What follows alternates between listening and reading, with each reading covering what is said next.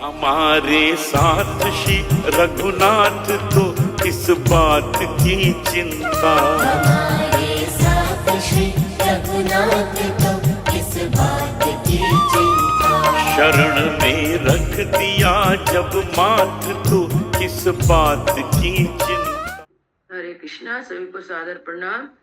ओम अज्ञानातिमिरन्धस्य ज्ञानाञ्जनशलाकया चक्षुरुन्मीलितमेन तस्मै श्रीगुरुवे नमः।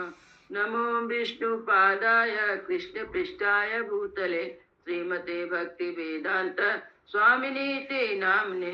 नमस्ते सरस्वते देवे गौरवाणी प्रचारिणे निर्विशेषा शून्यवादी पाश्चात्यदेशतारिणे। हे कृष्ण करुणा सिंधु दीनबंधु जगतपते गोपेश गोपिका कांता राधा कांता नमस्तुते। तप्त कांचन गौरांगी राधे वृंदावनेश्वरी विश्वानुसुते देवी प्रणमामि हरि प्रिय। हरे कृष्णा कृष्णा कृष्णा हरे हरे हरे राम राम राम हरे हरे।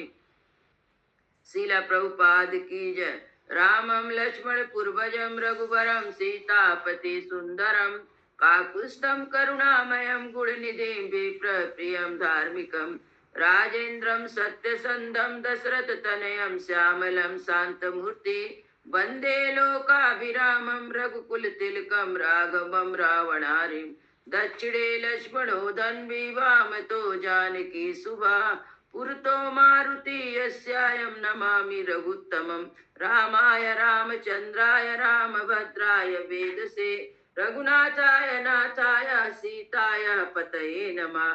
सियावर रामचंद्र की जय। पवन सुत हनुमान की जय। सीता रामचंद्राभ्यां नमः। दसम सर्ग का पाठ हो चुका है। अब हम एकादश सर्ग का पाठ करेंगे। दसम सर्ग में था ऋषि सिंह ऋषि को रोमपाद राजा रोमपाद लाके अंतपुर में लाके उन्होंने शांति से अपनी कन्या शांता का विवाह उनके साथ विधि पूर्वक कर दिया। ऐसा करके राजा को बड़ी प्रसन्नता हुई। इस प्रकार महातेजस्वी सिंह ऋषि राजा से पूजित हो संपूर्ण मनवांछित भोग प्राप्त कर अपनी धर्मपत्नी शांता के साथ वहां रहने लगे। यह सब कथा सुमंत राजा के मंत्री सुमंत राजा दशरथ को सुना रहे थे। राजा दशरथ ने जब यह सुना तब वो अपने दोस्त अंगराज के यहाँ जाकर शांता और ऋषि सिंह को अपने घर लाते हैं अश्वत्थ यज्ञ कराने के लिए, क्योंकि उन्हें पुत्र नहीं था। वे यज्ञ करेंगे तो उन्हें पुत्र की प्राप्ति होगी। एकादश सर्गा। सुमंत के कहने से राजा दशरथ का सब परिवार अंगराज के यहाँ जाकर वहां से शांता और ऋषि सिंह को अपने घर ले आना। भूयो ये राजेंद्र सुडु में वचनमिता यथा सा देव प्रवरा कथायामास बुद्धिमान। तदंतर सुमंत ने फिर से कहा, राजेंद्र आप पुनः मुझसे अपने हित की बात सुनिए जिसे देवताओं में श्रेष्ठ बुद्धिमान सनत कुमार ने ऋषियों को सुनाया था। इच्छा कूट नाम कुले जातो भविष्यति सुधार्मिका नाम दशरथो राजा श्रीमान सत्य प्रतिशवा।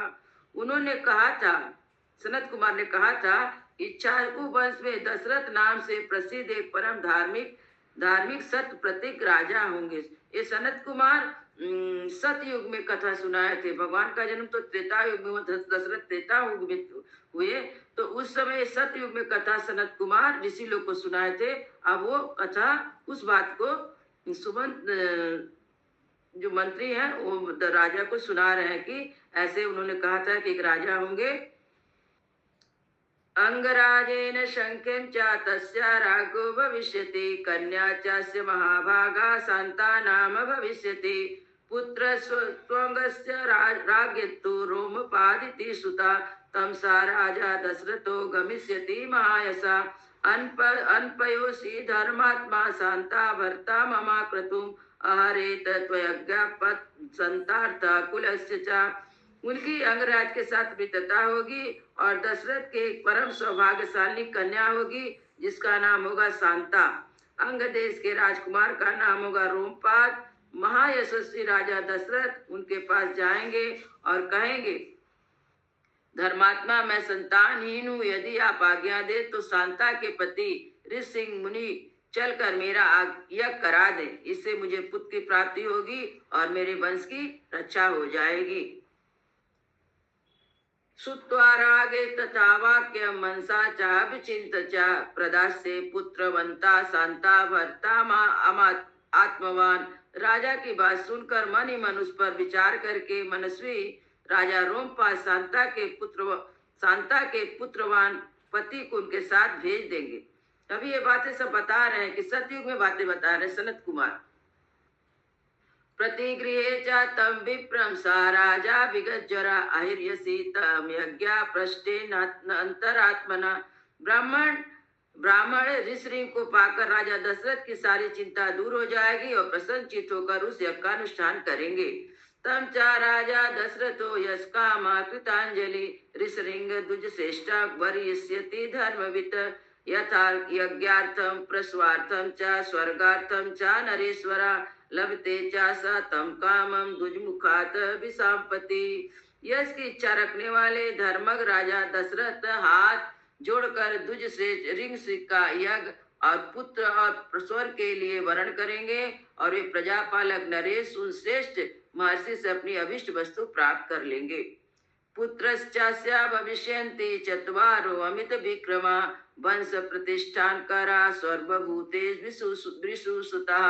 राजा के चार पुत्र होंगे जो अप्रमेय पराक्रमी वंश की मर्यादा बढ़ाने वाले सर्वत्र विख्यात होंगे।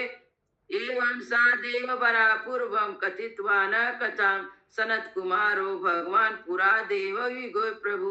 महाराज पहले सतयुग में शक्तिशाली देव प्रवर भगवान सनत कुमार ने ऋषियों के समझ ऐसी कथा कही थी। सत्यम पुरुषार्दुल्लास मनाया सुतत्कृतम स्वमेवा महाराजा गत्वम सबल वाहना। पुरुष सिंह महाराज, इसलिए आप स्वयं सेना और सवारी के साथ अंग्र देश में जाकर मुनि कुमार ऋषि को सत्कार पूर्वक यहाँ ले आइए। सुमंत्रस्या वचनम सुत्वा हृष्टो दशरथो अभवत् अनुमान्या वसिष्ठं च सूतवाक्यं निशम्य च शांतपुरा समामात्या प्रयो यत्र साधुजा। सुमंत का वचन सुनकर राजा दशरथ को बड़ा हर्ष हुआ।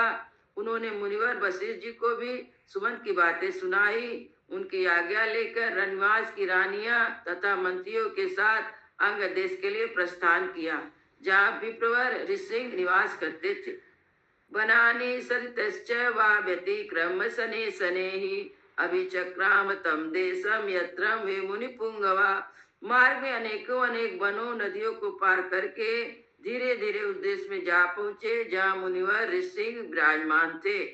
आसाध्याता द्विज श्रेष्ठा रोम पादा समीप भगम ऋषि पुत्रम ददार्सो दीप्यमानमिवानला।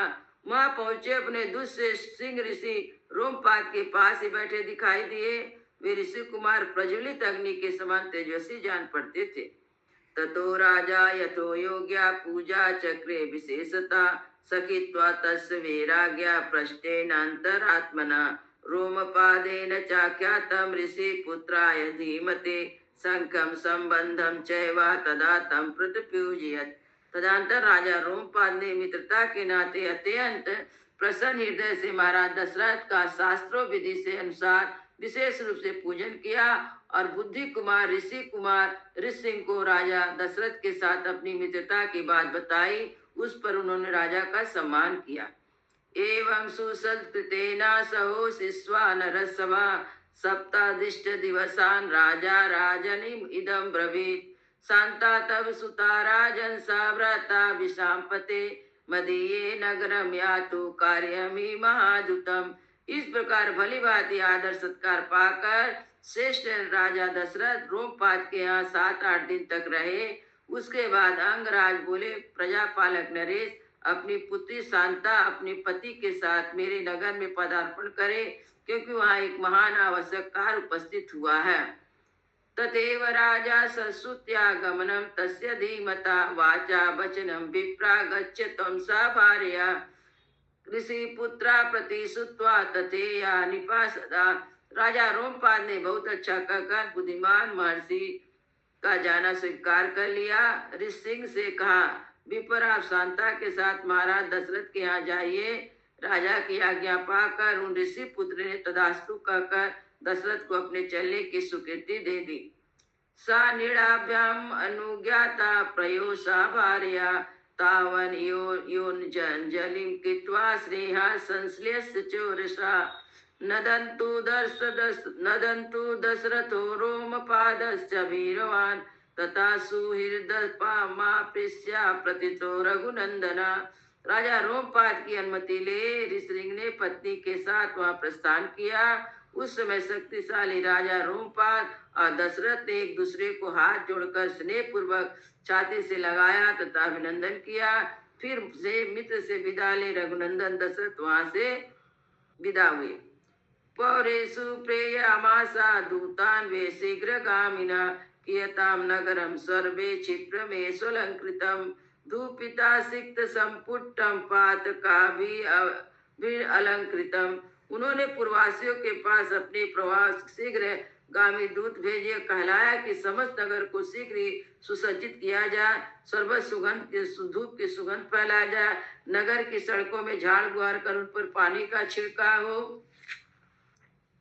कहकर सारा नगर ध्वजा पताकाओं से अलंकृत हो। राजा दशरथ जब वहां से चले अंग देश राजा से ऋषि और शांता को लेके, तो उन्होंने एक दूत को पहले भेज दिया अपने नगर में कि नगर को अच्छी तरह से सजा दिया जाए। तथा पृष्ठे पौरात्रे सुत्वा राजन्मागता तथा चाकु तथा सर्वे राज्ञायत प्रेषितम। तथा राजा का आगमन सुनकर पूर्ववासी बड़े प्रसन्न हुए। महाराज ने उनके लिए जो संदेश भेजा था उसका उन्होंने उस समय पूर्ण रूप से पालन किया। तथा सुलंकृतम राजा नगरः प्रविश्य शंख दुन्दुभिर्निनादे पुरस्कृत्वा द्विजर्षभा। तदंतर राजा दशरथ ने शंख और दुदुम्बी आदि वाद्यों की ध्वनि के साथ विप्र ऋषिसिंह को आगे करके अपने सजे सजाए नगर में प्रवेश किया।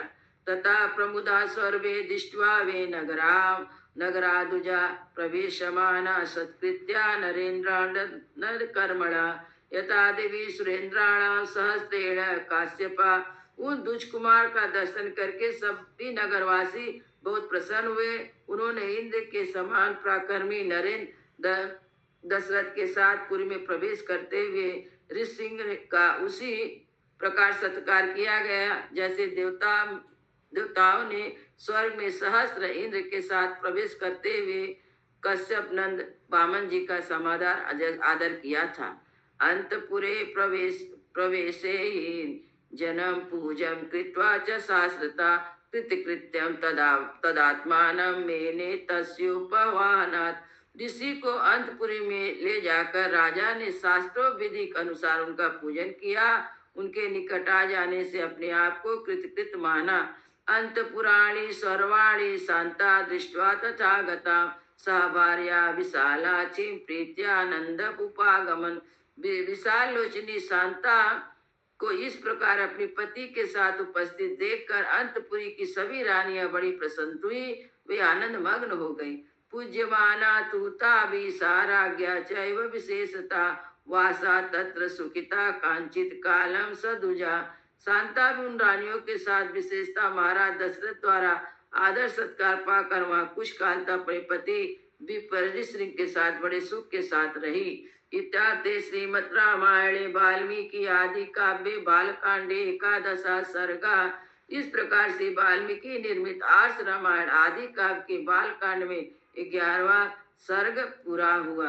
मंगल भवन मंगल हारी द्रवहु सुदशरथ अजीर बिहारी। राम सिया राम जय जय राम। राम सिया राम जय जय राम। सियावर रामचंद्र की जय, पवन सुत हनुमान की जय, सब संतन की जय, सब भक्तन की जय। जय जय सीताराम।